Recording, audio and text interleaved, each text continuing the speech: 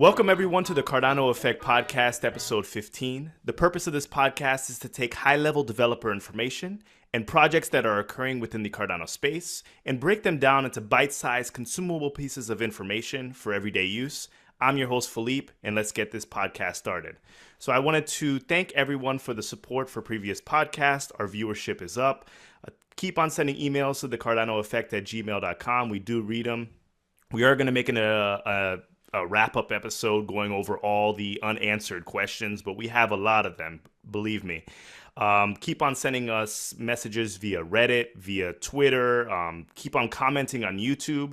And don't forget to hit that subscribe button. We get a lot of viewers for each video, but the viewership and the subscription to our YouTube channel, they're not matching completely. So don't forget to hit that subscribe button. It really helps. It really helps get the message out. It really helps to get the Cardano Effect mainstream and viral in this crypto community. So we want that. So we appreciate that.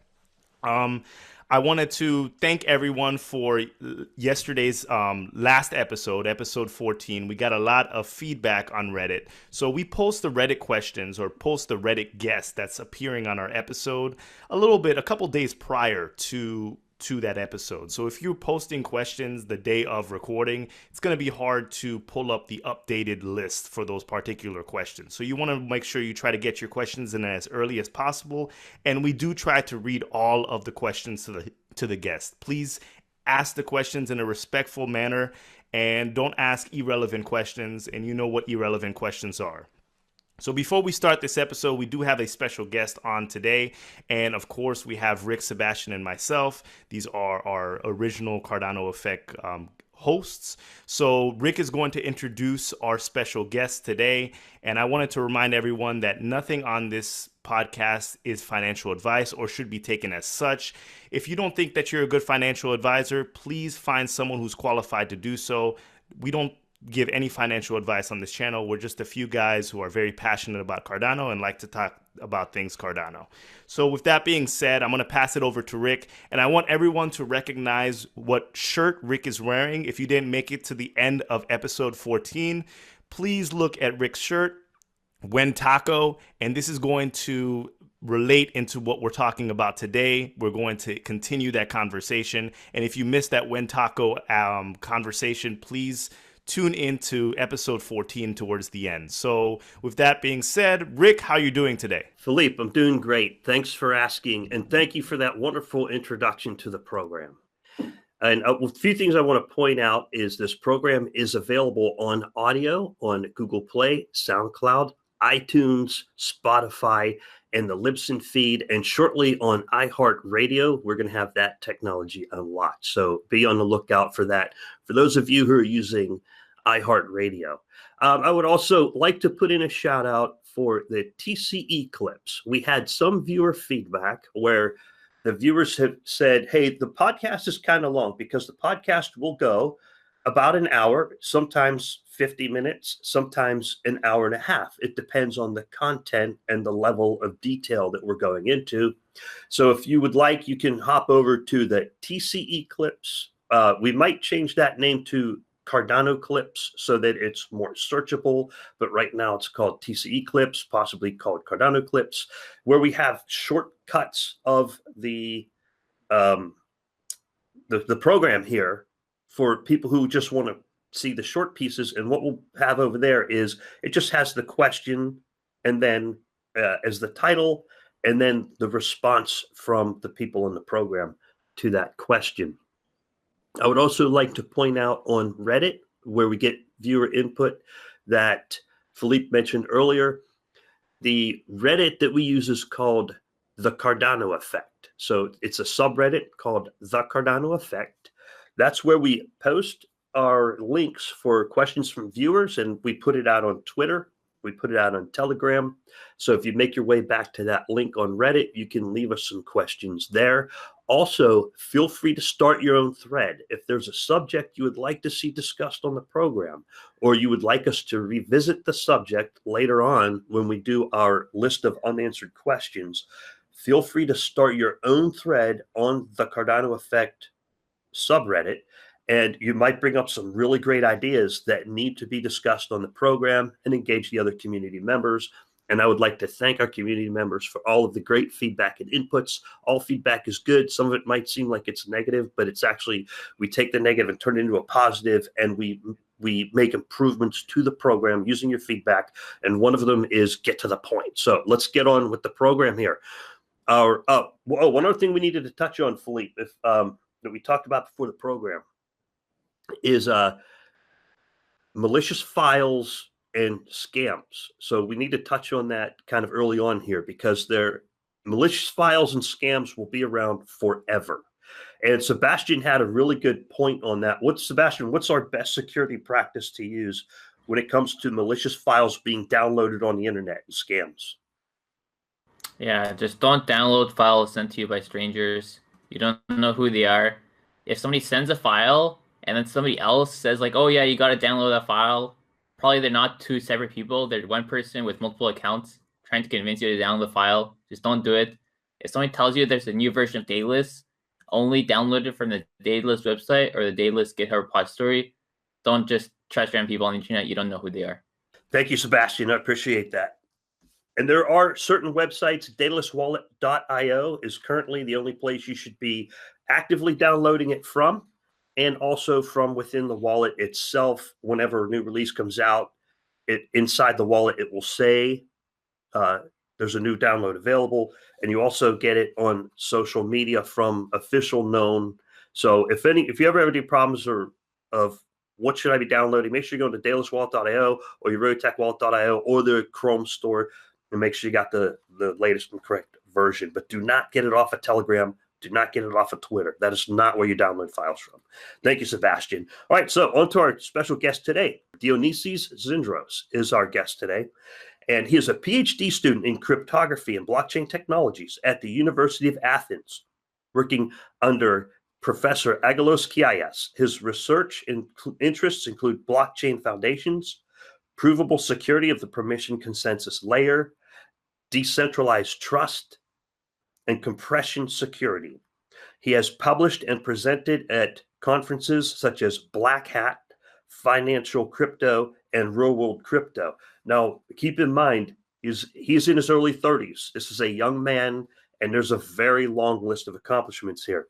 So I'm going to have to abbreviate. He is the co-founder of Open Bazaar, the first cryptocurrency-based anonymous decentralized marketplace. Some of his contributions in the field include Rupture, a compression attack framework, and Trust is Risk, the first Sybil-resistant decentralized trust framework. And there are many other things on there. Please feel free to look him up on the internet and see all his accomplishments. So I would like to pass the mic over to our guest, Dionysis Zindros. Sir, how are you doing today, and where are you calling in from? Hello, thank you for having me at the Cardano Effect. It's great to be here with you guys. I'm calling in from Athens today. I'm at my home in Athens, which is very near to the university where I'm based and doing my PhD with Aggelos.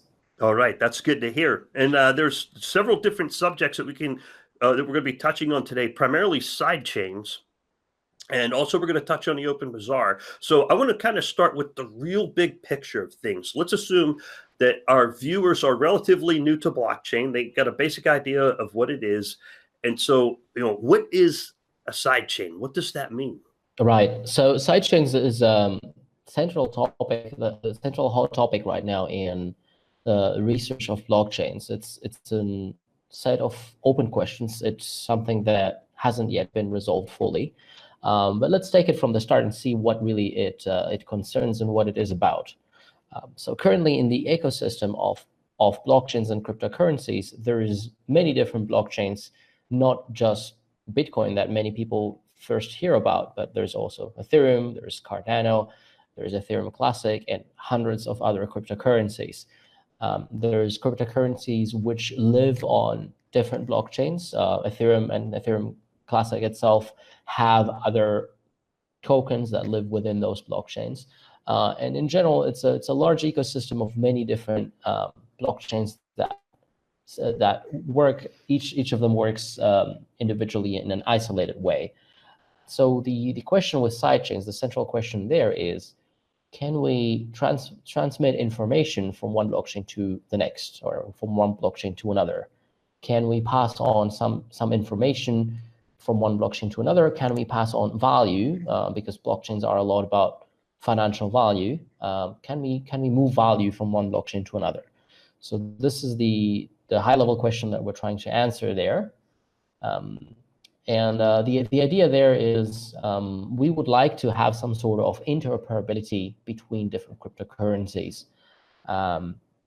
For instance, it would be nice if somebody would be able to write an Ethereum smart contract, which would be able to process events that can happen on a different blockchain, for instance, Cardano or Bitcoin. Currently, this is not possible to do in a decentralized way, and sidechains are aiming to solve that.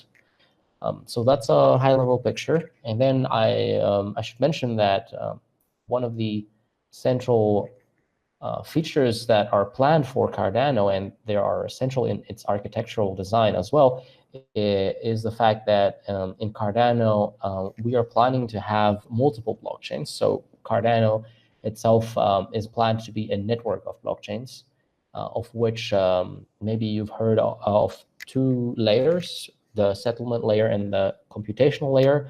And in essence, what we want to do with sidechains there is allow these layers or blockchains to communicate with one another and to be able to allow the users to transfer value between the multiple layers of Cardano. So it's a central piece of technology for Cardano itself, and necessary for it in the final form that we envision for Cardano. So I understand that sidechains are not fully fleshed out yet. You're working on them. But I have a follow-up question. We were watching by the way, if you haven't watched Dionysis' Whiteboard video, I would highly recommend it. It is a classic, and it has far less views than it should have. This thing should be viral in the next couple of years. I mean, if people are really interested in the Cardano project, I know Charles Hoskinson did a great whiteboard video, but Dionysis also did a great whiteboard video. We really appreciate it, and I think it was very succinct. But following that question, so if the sidechain research proves to be very viable and they're implemented in the future, how does that work with different blockchains having different block times? So, Bitcoin takes around 10 minutes to finish a block, and while Cardano takes around 20 seconds. So how are sidechains going to work and interoperate cryptocurrency assets between both chains while maintaining a certain level but basically eliminating time delay? How does that work? Right, so that's a good question, actually very interesting. So you would have to take the parameters of the blockchains that are communicating into account. So if you were to transfer some information from one blockchain to another, both the confirmation times of these both blockchains would be taken into account in the time it would be needed to make this transmission of information. So what you would do when you want to transmit some sort of piece of information from one blockchain to the next, be it some sort of event or be it some monetary value, in terms of time, what happens is you should make first a transaction on the source blockchain. So by the way, I will be using the terms source blockchain and destination blockchain to speak about the chain that produces the information and the chain that consumes the information.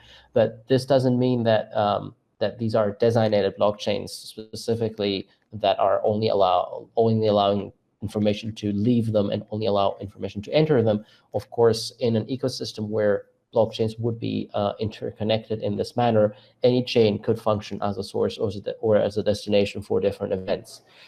So to get back to your time question, the way this would work is first in the source blockchain, you would create a transaction which would issue the information, propagate that information, and record it on that ledger. And then you would have to wait for that transaction to be confirmed on that blockchain. So if the source blockchain is slow, then this confirmation is going to be necessarily slow to confirm. So if you're emanating some information from the Bitcoin blockchain, then you would need, and you want some security of, let's say, a level of 6 blocks, then you would need to wait about an hour until this information has been confirmed on the Bitcoin blockchain, until you're able to consume that information on your receiving chain. And there's a lot of details that go into the timing and how quickly it can be done.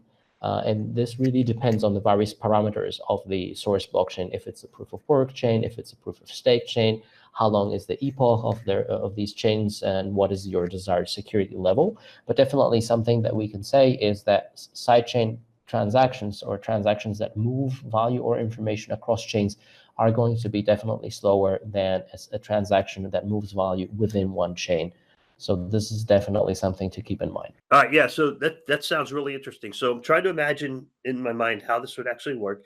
So you have the Bitcoin blockchain, and there's Bitcoin traveling throughout, and there's a finite number of Bitcoin. Let's say right now the number is 17 million, and a Bitcoin were to traverse from one network to the other, the source to the destination, as you described it.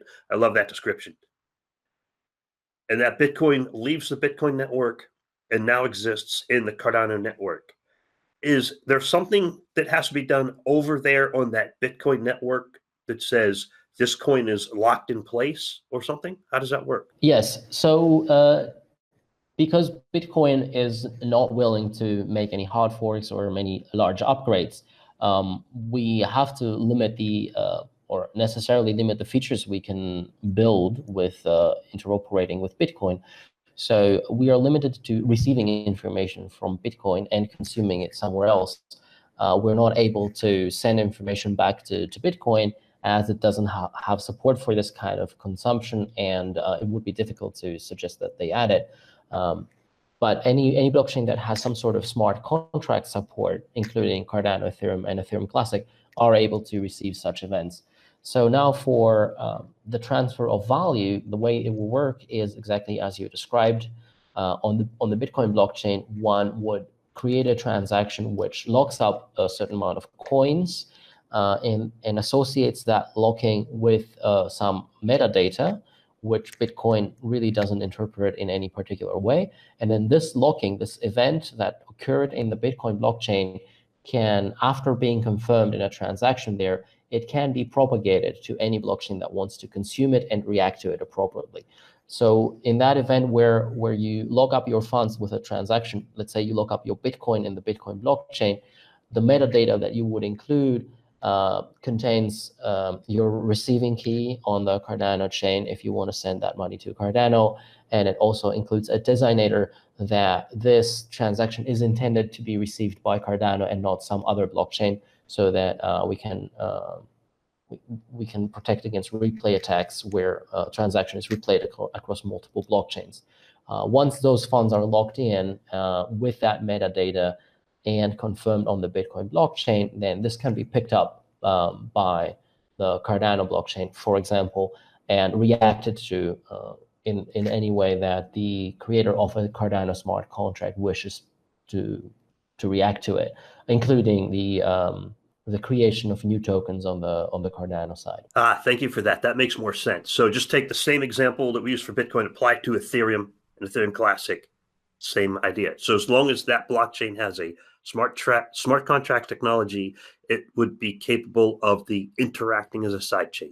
Is that the summary? Yes, if it's supporting smart contracts, it can receive information from other blockchains. But also, it doesn't have to be a fully Turing-complete smart contract language like Ethereum's or Ethereum Classics. It can be a more simple smart contract language. So there's two approaches to this that I see. Either you make it fully Turing-complete and then allow developers to write their own code to consume these pieces of information, or you add a specialized opcode inside your blockchain code itself and your nodes.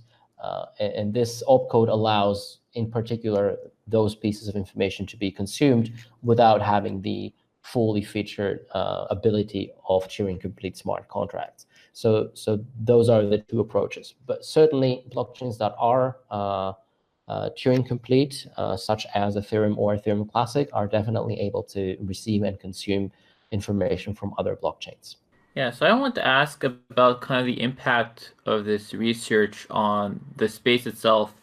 So if you think about when it's possible to use sidechains, BFT is kind of trivial because everything is auto-confirmed. It's just one confirmation is enough.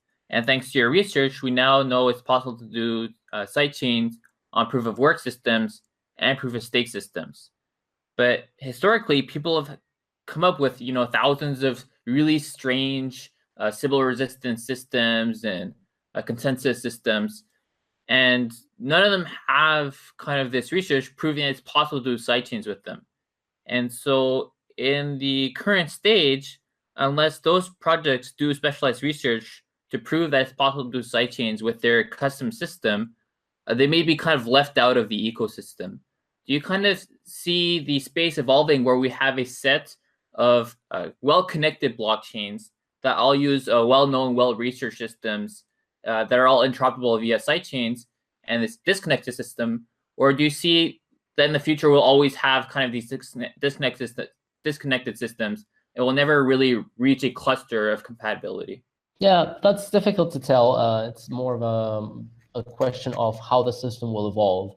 I'm hoping that in the future, once our research is solidified and implemented in Cardano, we will be able to open up our research is already opened up, but hopefully build also an open standard which can be used for the ecosystem participants to implement if they want to, in order to be able to interoperate with the rest of the system if they're implementing the same API. So that vision is something that is still far in the future, but hopefully if we have a standardized way, an open API, let's say, for sidechains, how you should do it, which would include the format that you should be generating for the piece of information you create, the format in which you can consume information, and so on. This would hopefully allow people to implement it. I think because there is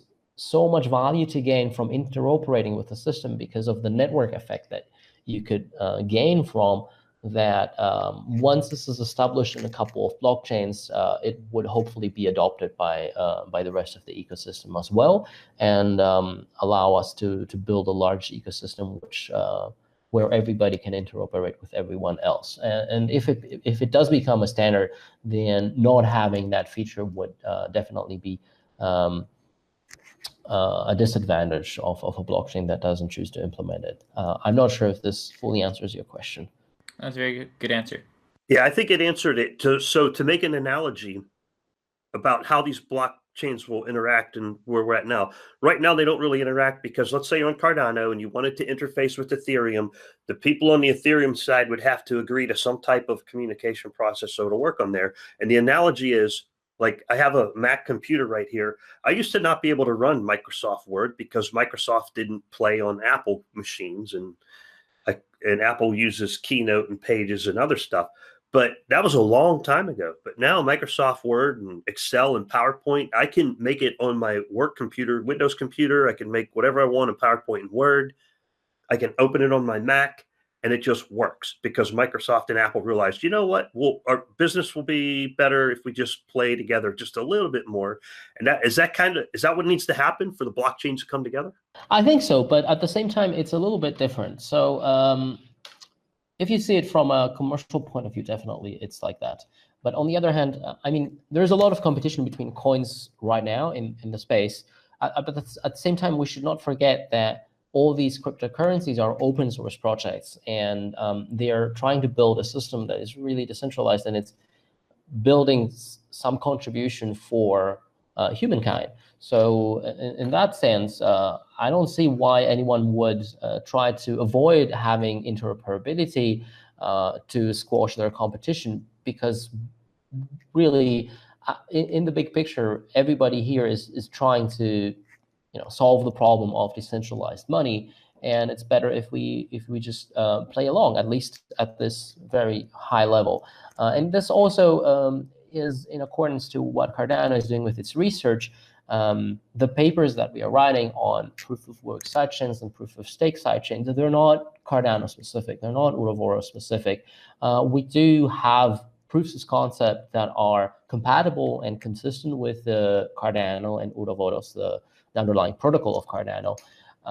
However, all of this is open research, and it's written in a very general way in our papers, and it can be picked up by really any cryptocurrency that wishes to adopt this technology, and they can all add value to their own coins. So I would say that the case of Microsoft and Apple are a little bit different because they were in a competition and they wanted to have a vendor lock-in situation.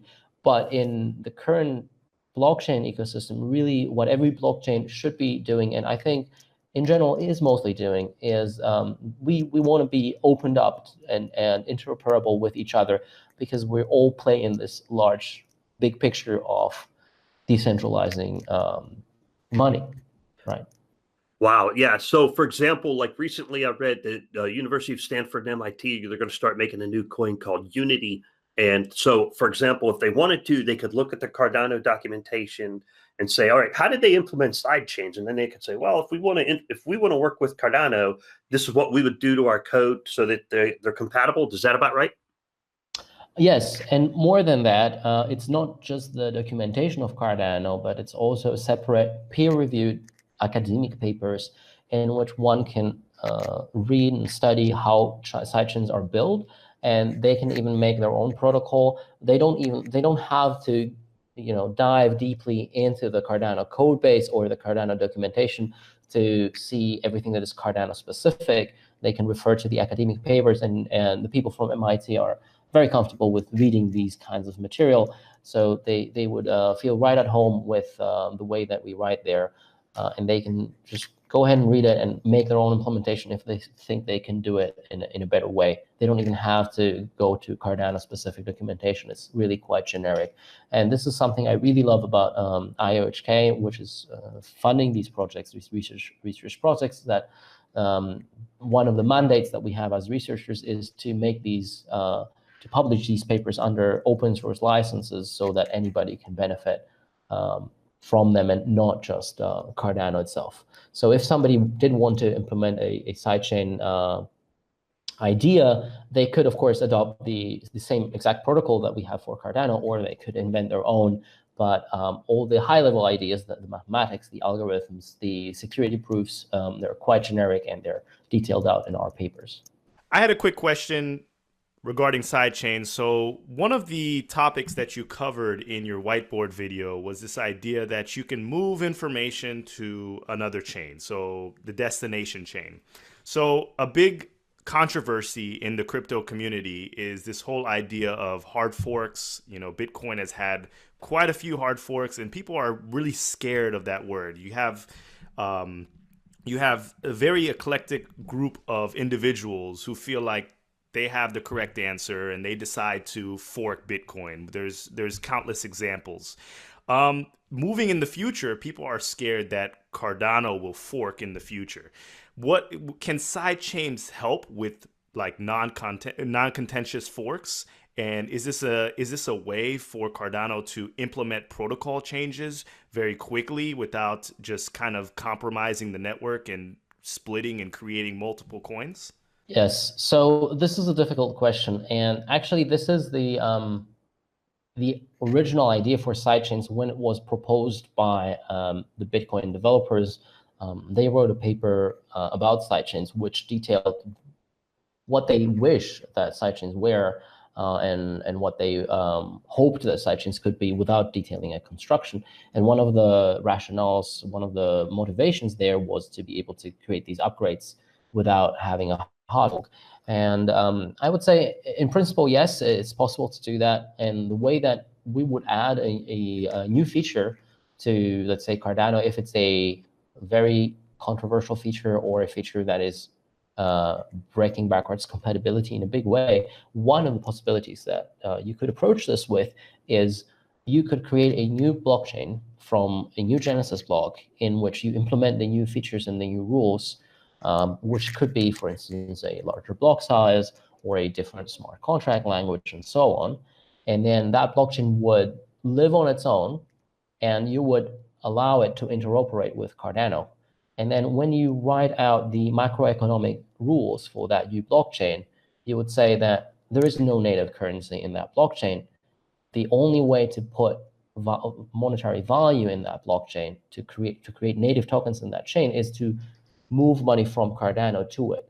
So essentially, what you're doing in that manner is this new chain is not a new coin; it's just a new blockchain that can carry Cardano, can carry ADA, or can carry the rest of the tokens that could live in the Cardano ecosystem.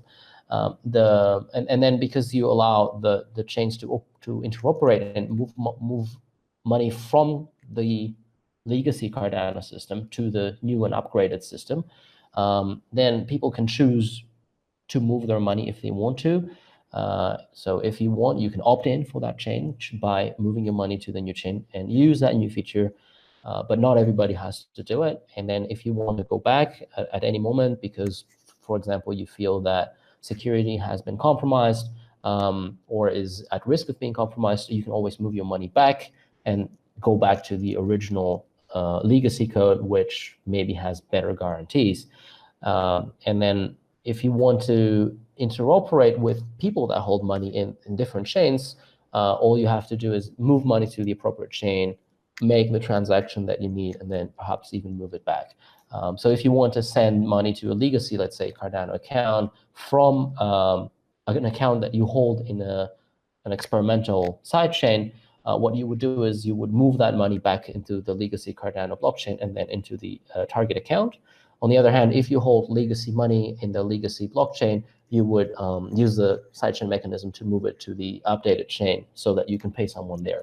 So that's the basic idea there. But there's many open research questions about how we do this securely. And the central question there that is open is, if you have a sidechain which is very controversial and it's maybe unpopular and people don't want to use it, if it's a sidechain that's based on proof of work, it would have to use its own proof of work mining network, and it could potentially be insecure due to attacks by big miners that are working on a different network.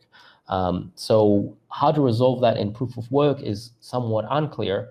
On the proof of stake side, on the other hand, we do have mechanisms for resolving that, such as the mechanism we call merged staking, where a sidechain can, in a sense, borrow the stake of the main chain to ensure that it's still secure and adopt the honest majority that sits on the main chain in terms of stake, adopt it into the sidechain without necessarily requiring that stake to be moved. So these are some very interesting questions. But the gist is that, yes, in terms of large feature upgrades, this is a possibility. And then if the feature catches up and it seems that it has been tested and it's very popular, one way that things could work, and this is still a vision, we don't have an implementation of that, but hopefully once enough people move their coins to the new chain and you have, let's say, a 95% adoption of that chain, then you could say that, okay, the main chain now, the legacy chain, is now being sunset, and we require everybody to move over to the new chain now that it has been tested and we know it has been proved to work in a scalable manner or in a secure manner, or whatever other worries people may have had have been confirmed not to hold any truth in a mainnet and not just the testnet. So it gives you some certain assurances that you would not have in the case of a hard fork that has been tested just on a testnet. So jumping off that question, you said that, after a certain degree, people would have to migrate over to that new chain.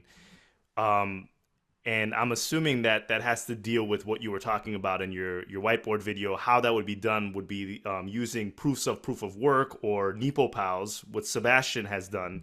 And I was looking at one of Sebastian's last videos at the NepoPal series. And NepoPal stands for non-interactive proofs of proof of work. That's a tongue twister.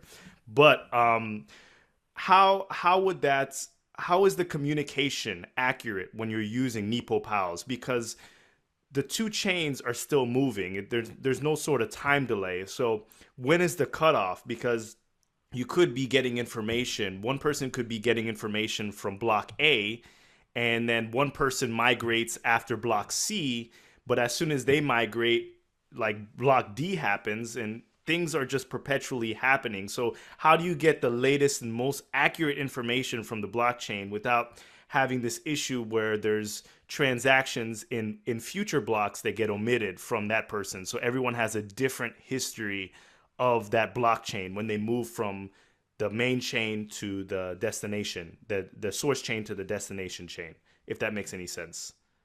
Right. So this is a question that is central to any kind of sidechain communications, not just with upgrades, not just with sunsetting. You always have to have a mechanism for transmitting that sort of information. Well, there's a way that has been studied actually to move information from one chain to another that is currently part of Rootstock. It's a different attempt at sidechains in which miners on the receiving chain basically just go ahead and monitor the whole network of the source chain. So you basically task the destination chain with just looking at the network. But what we want to do is something that is different. You want the miner civilizations or the populations to live on their own network without having the burden to monitor all the sidechains. You want them to just mine their own blocks, verify their own smart contracts, and that's it. So you need a way to, when you're creating a piece of information on the source chain, let's say you're locking up the money in the way that we described before, you want that event to somehow be propagated to the other chain, and then in a secure way, you want to confirm it over there. So this is where NepoPows come in. So NepoPows is the way to do this for source blockchains that are whose consensus is based on proof of work. We have a different construction for blockchains whose construction is based on proof of stake, something that is along the lines of proof of stake. We call these ATMS, ad hoc threshold multi-signatures. It's a kind of new scheme there. So these proofs, what they do is they try to answer the question that you asked. What happened on the source blockchain? What is the truth that is occurring there? And definitely these proofs will have some sort of delay. So a proof about an event is showing to you that a certain event occurred. You cannot know if a different event occurred after that. So the proof only shows you that something happened. It does not show you that there's a lack of an event or that there is no other future event, and so on. So a proof does not commit to the full blockchain state, but it speaks about certain things that took place in a certain time frame on the source blockchain, and then you can have a follow-up proof which adds more information about what is happening. And the way that will work is you would need you can only use this for specific types of information if you want it to be useful. So if you want to prove, for instance, that a certain amount of money is locked up in the Bitcoin blockchain, if that money has been sent to a proof of burn address, you can be sure that once it's been burned, there's no way to recover it. So if you create a proof of work about that event, you can be sure on the consumer side of things that this money has been burned, regardless of what happens in the future in the Bitcoin blockchain. I can be certain that this money will not be recovered. On the other hand, if you make a proof about an event such as this account belonging to Felipe has 5 units in it, and I'm not holding the private key to that, then that proof doesn't really tell me much because that money could have been moved away. So you need to be careful about what kind of proofs you create. And when you create a sidechain construction, you need to ensure that really the money is locked up until I receive it on the sidechain. One simple way to look at it is if I'm a merchant that wishes to be paid, let's say, in the Ethereum blockchain, and I want to receive Bitcoin, the currency, which lives on the Bitcoin blockchain. So somebody wants to send me Bitcoin, which is currently on the Bitcoin blockchain, but wants to move it to the Ethereum blockchain where I'm holding my Bitcoin account. What I would require there is for them to move the money into an address that either I control, so I hold the private key to that, or it's a burn address. So those are two ways to look at it. If I hold the private key to that address and I see that a transaction took place sending money to that address, I can be certain that this money has not been spent unless I have given the key to someone else. So one simple example of this, one simple application is, suppose we want to run an ICO on Ethereum Classic, and we want to generate some tokens, but we don't want to be paid in Ethereum Classic tokens because Ethereum Classic doesn't have the same adoption as Bitcoin. People keep their money in Bitcoin. So one thing we could do is, let's say I'm running the ICO and I want to receive Bitcoin, but I want to use all the features of Ethereum Classics, maybe some of the latest things that they've been doing. Well, one thing I can do is I can create a Bitcoin account and give out that address as the address where the fundraiser will happen.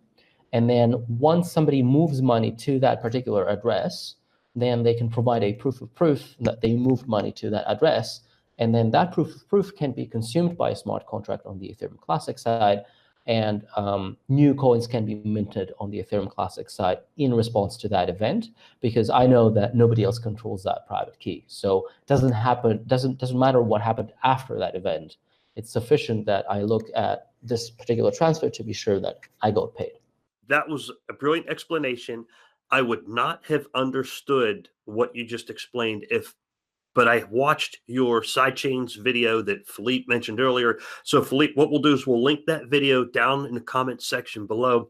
And I recommend to any of the new viewers to the podcast is check out the Dionysis Zindros video on Sidechains. He did a whiteboard, and then everything he just said will make sense. I was thinking we can segue over to the next section of the program where we were going to talk about decentralization. Is that okay? That sounds great. Okay. And there's so to prime the decentralization topic, yesterday I was doing research. It's called just-in-time research. It's like, oh, we got a podcast coming up, I better do some research. And I found that Dionysis had written an article on Medium from April of 2018, and I highly recommend this article. It's a fantastic article, and it's called Decentralization is Sovereignty. And in there, Dionysis wrote about how both political, you got to have two types of decentralization for decentralization to be complete. You have to have political decentralization and architectural or the technological decentralization. You have to have both. He states in there, both are required for a system to truly be decentralized.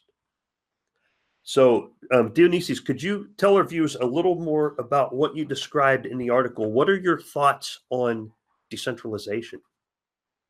Right. So, I mean, this is quite a broad political question, and one of the things that we're trying to do, one of the reasons we're working on this space is because we hope that this will improve the state of the world, and this is why we also call it, political cryptography sometimes.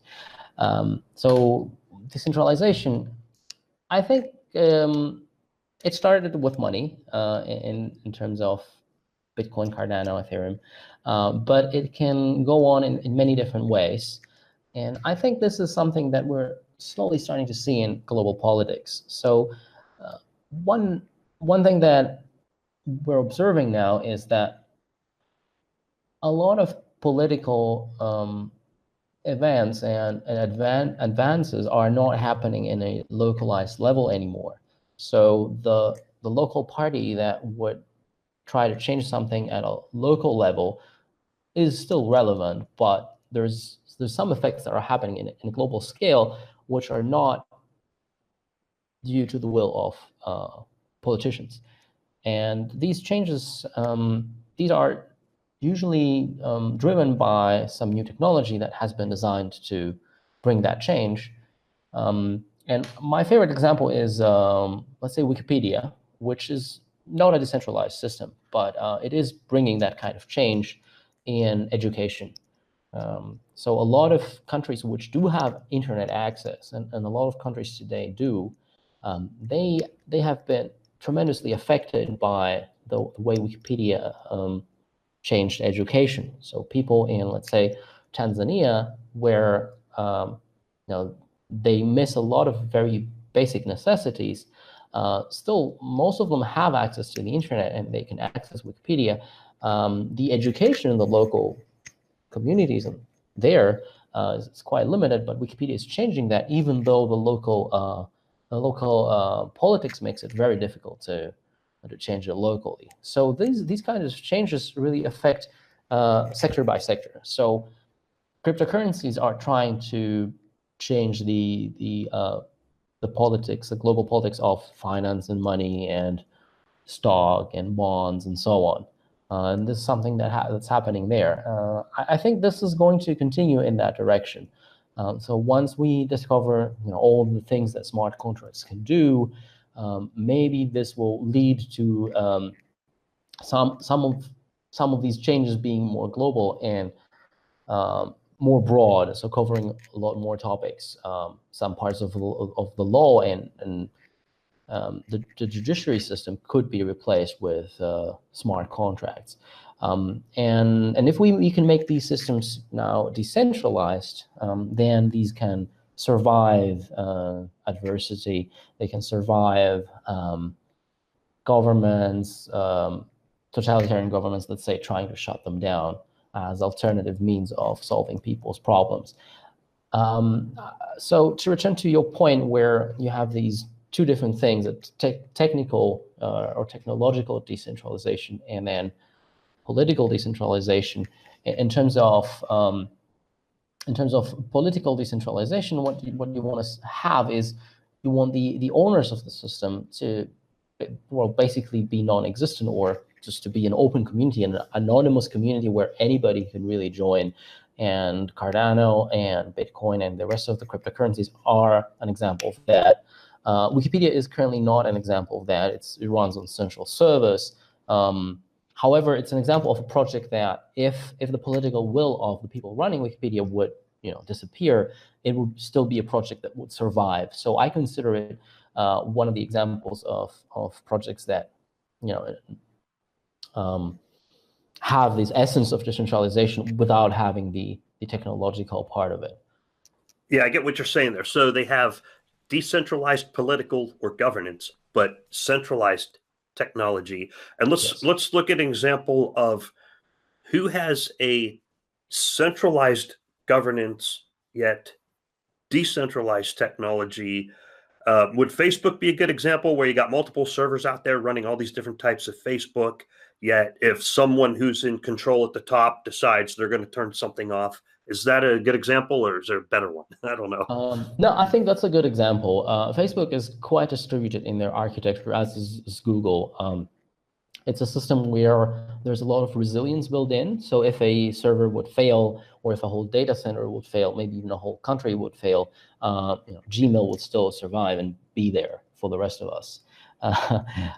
So this is a system that's built to be very resilient, and it does, technologically, it has adopted, and it has even invented many of the ideas that we now use in truly decentralized systems like cryptocurrencies.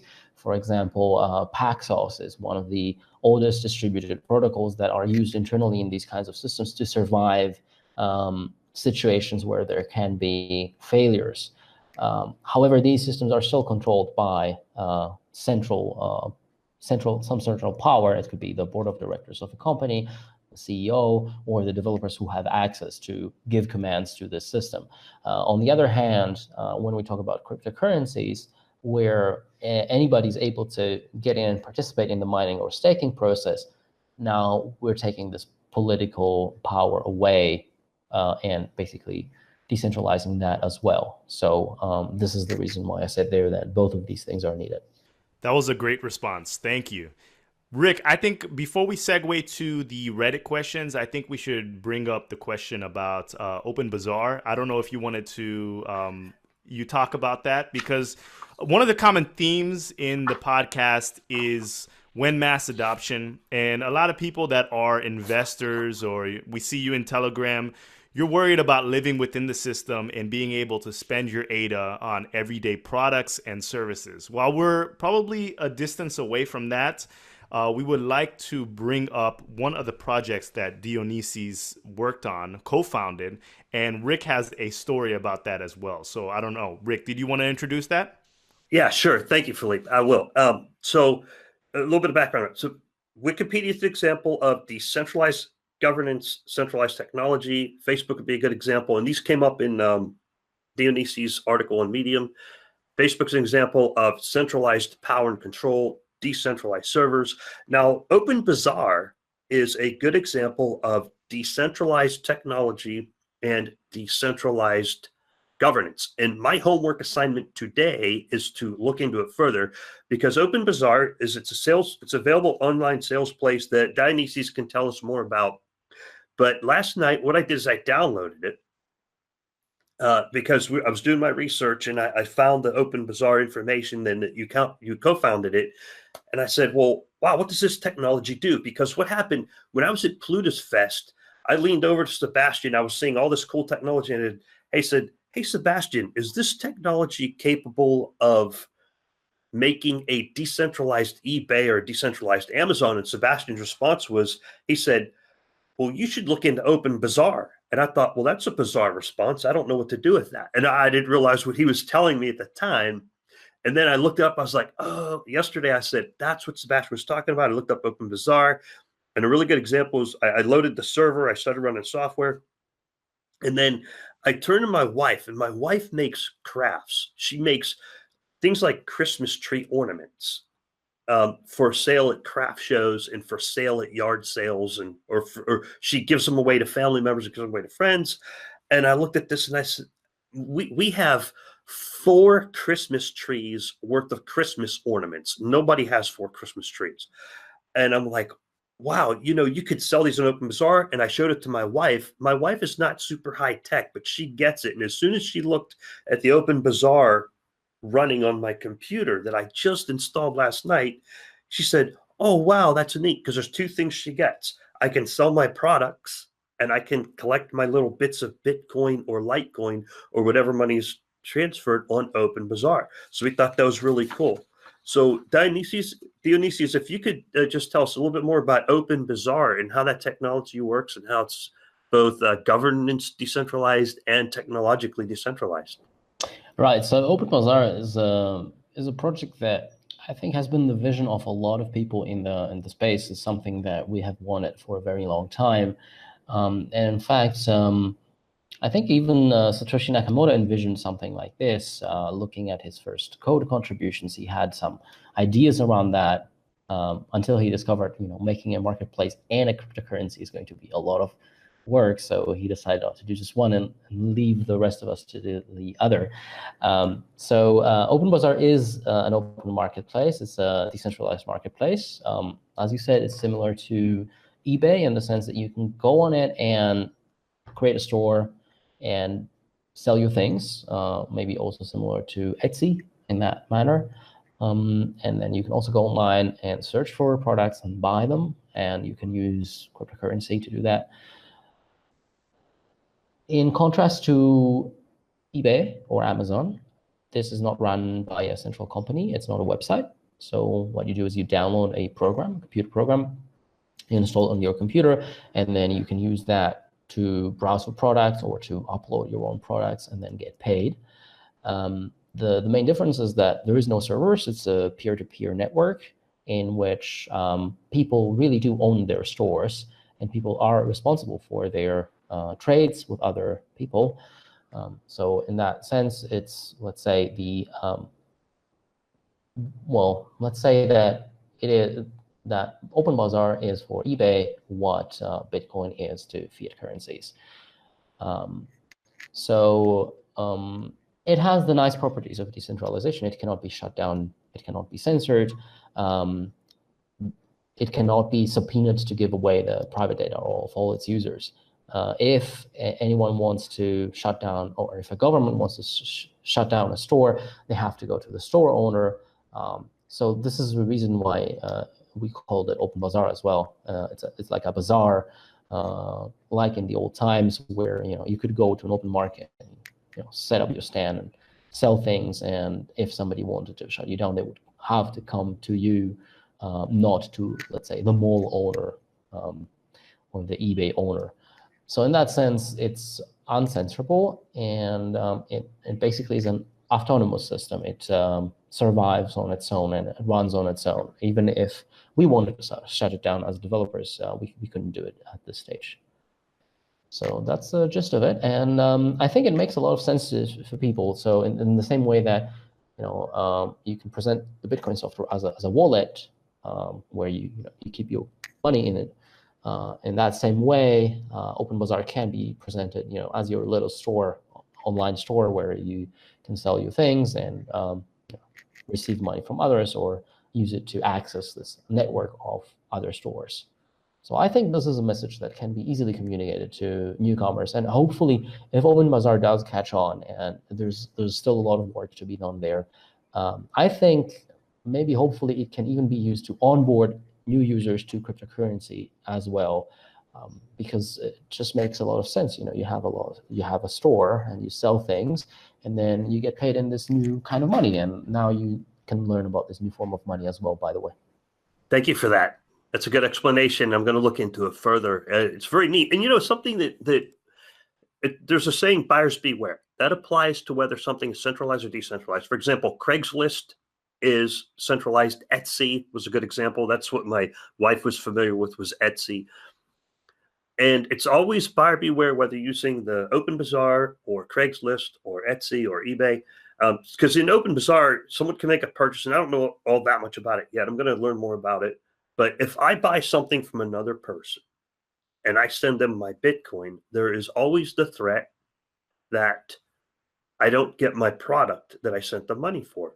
But there's like user ratings where other people that interacted with that person can say, yes, I had a successful interaction. Each user is also responsible for establishing their own reputation, because if they received money, they got to send that product that they sold.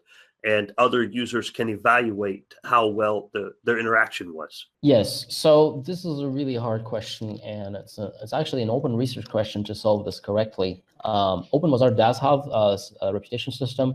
You can rate other users, you can leave reviews for products, you can put stars on products, and there's other mechanisms to prevent you from fraud and theft as well. One mechanism is to lock up your money in an arbitrator's account, like a 203, let's say, account, a multi-sig account. So what you would do there, or you can think of it as, your money is being locked. So you pay for the product, the money is locked up. The vendor can see that you locked up the money, so you no longer have the money. And then the vendor is ensured that you've basically given up your money, so they can now send the product. And then when you receive the product, you can say, okay, I got the product. I can now finalize that trade, and then they can receive their money. If they don't send me the product, they don't get any money, but also I cannot get the product without paying first. So that's the first basic idea that we implement there. And this is already part of Open Bazaar as it is.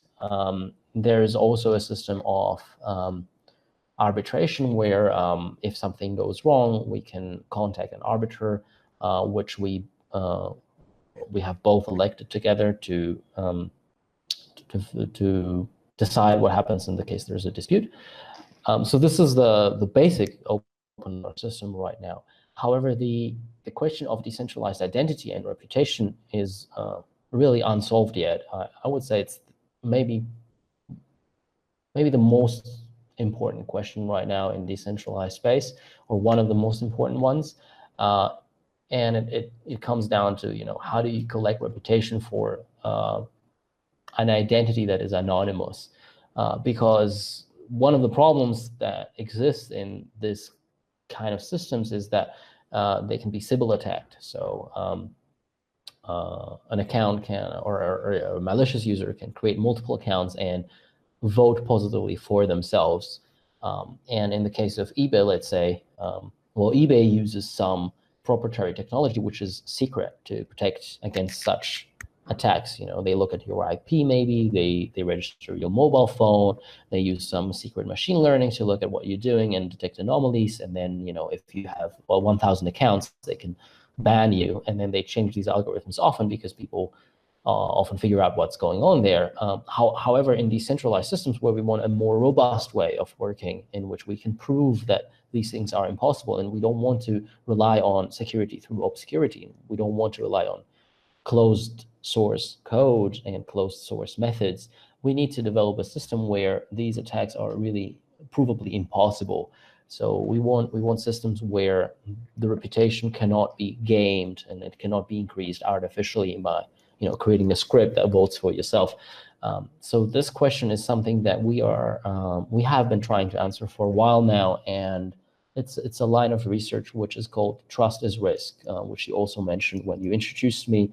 That's a project that I'm working on with one of my collaborators, Orpheus Litos. And we have a paper on that as well that appeared in Financial Crypto a couple of years ago.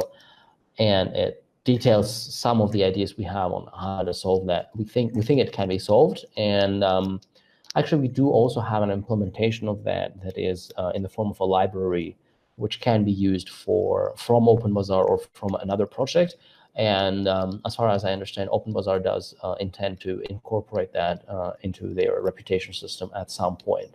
But really, this is a central piece that can sit at the heart of many decentralized systems to solve the question of, is this anonymous, pseudonymous identity trustworthy? Can I trust them with my products? Can I trust them with the money?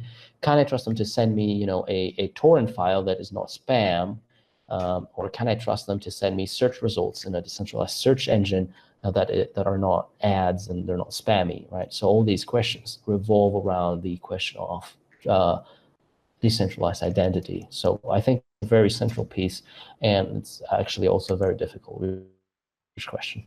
Yeah, thank you for that explanation. I think the most important thing I learned out of that is now I understand the definition of a Sybil attack. I did not know what a Sybil attack was, but that's where one user creates multiple identities and then they upvote themselves or they give themselves higher credibility. Did I catch that correctly? Yes, exactly. And this has been the reason why Bitcoin hasn't been created before. 2009 in Bitcoin, this problem is solved using proof of work. If you have, one computer, one CPU, you cannot use it to vote multiple times because each CPU gets one vote. If you think of it as a mining process, it doesn't matter if you split it up in 5, because if you split it up in 5, well, you get 1/5 of the vote because you get a 1/5 less capable processor. So Bitcoin solves this in a very elegant way for money creation. The question is, how do you solve it in general? That makes sense. Great response. So if we can figure out this trust issue, this is a huge innovation in the space, and I think that's going to allow for products and services to seamlessly transact between individuals, because there will be less trolls that are trying to game the system. So that's always good. So let's move forward to the Reddit questions. Let's get a couple Reddit questions in because we're towards the end of our podcast, Rick. So, let's get a couple questions in. So our first questions, I changed the order in which they appear on the list. So our first question comes from Reddit user Ace of Pack. So I put him in logical order. Ace of Pack asks, first of all, he says, this guy's amazing. To be published at his age is incredible. So compliments to you, Dionysis.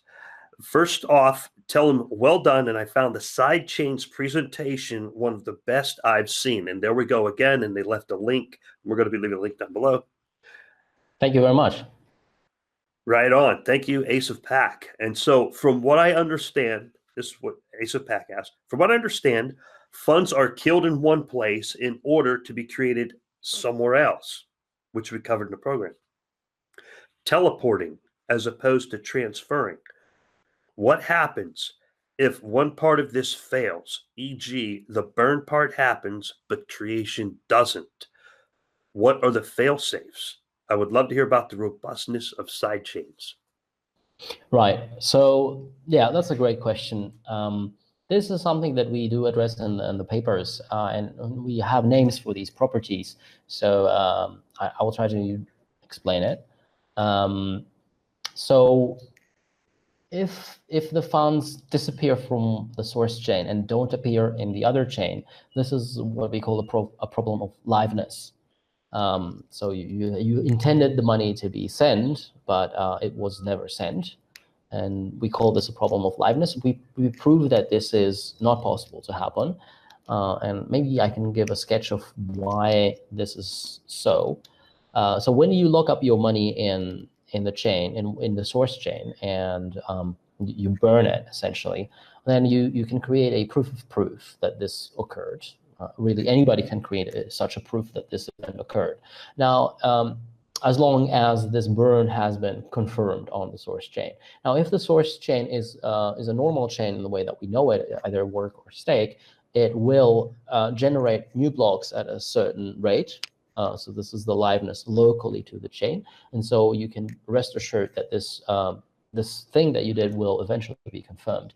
Now that you've generated that proof, what you need to do is, all you need to do is essentially create a transaction on the receiving chain, which will produce that new value. So mint this new coins, let's say.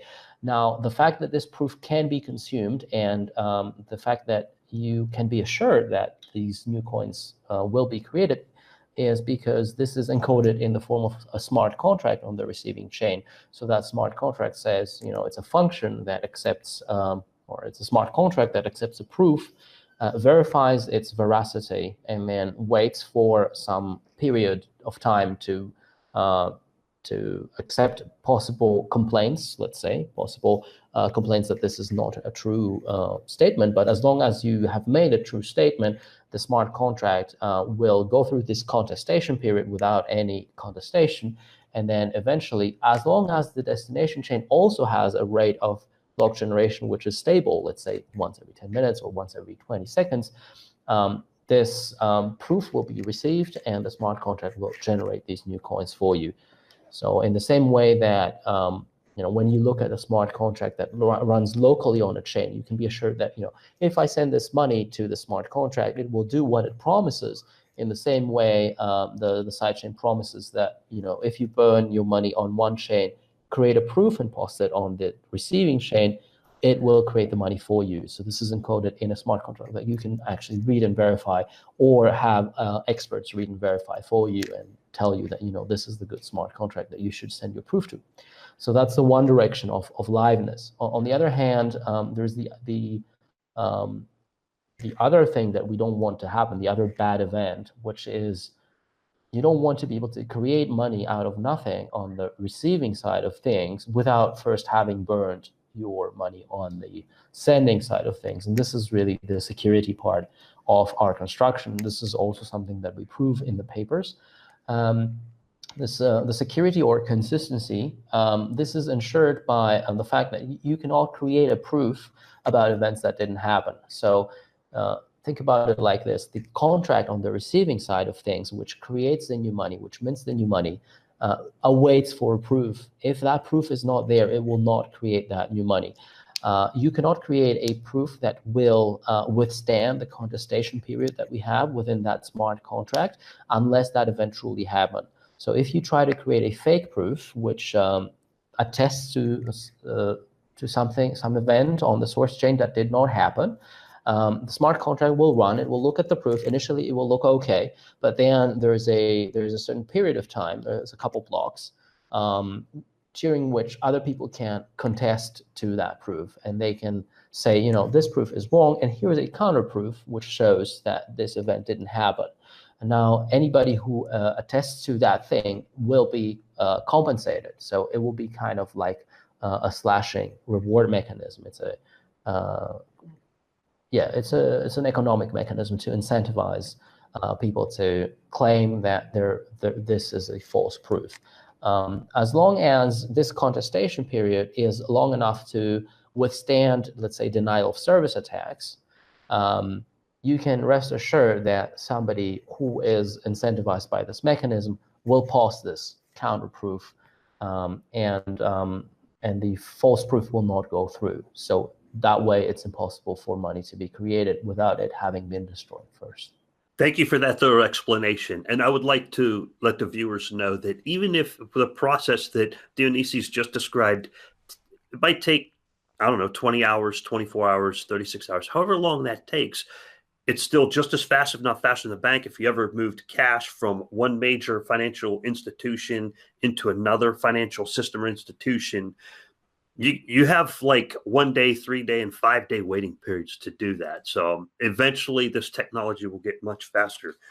Right. This is something we are trying to optimize actively, both on the theory side and the implementation side of things. And actually, I was speaking yesterday to the Cardano IOHK team, which is starting on implementing these kinds of things, and they're making proofs of concept already. And we have a lot queued up for performance optimizations and making these things faster. So this is a very central topic of interest for us to make sure that sidechain transactions can go through as quickly as possible while still being secure. All right, that's fantastic. Okay, now the next question is from Reddit user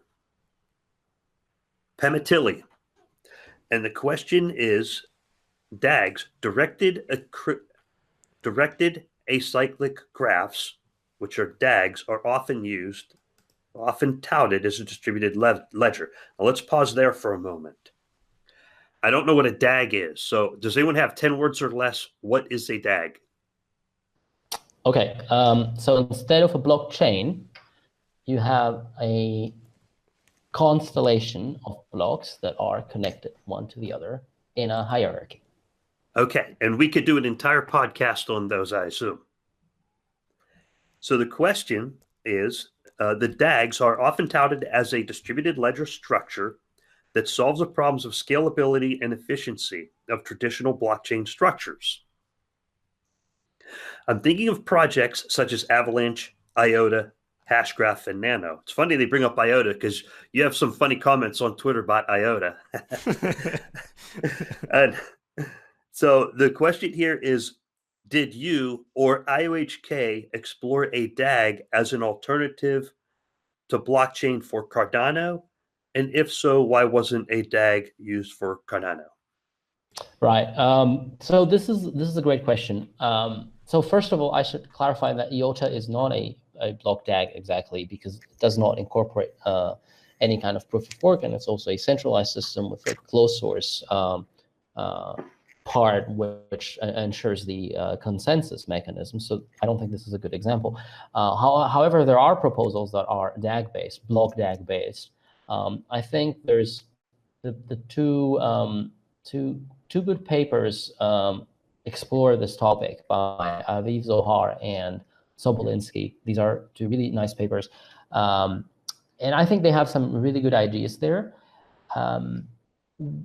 Well, they do show that these structures can be secure if they're implemented correctly. The real question is, does this really solve scalability? Does this increase the throughput that blockchains have? Does it allow you to do more transactions per second, let's say?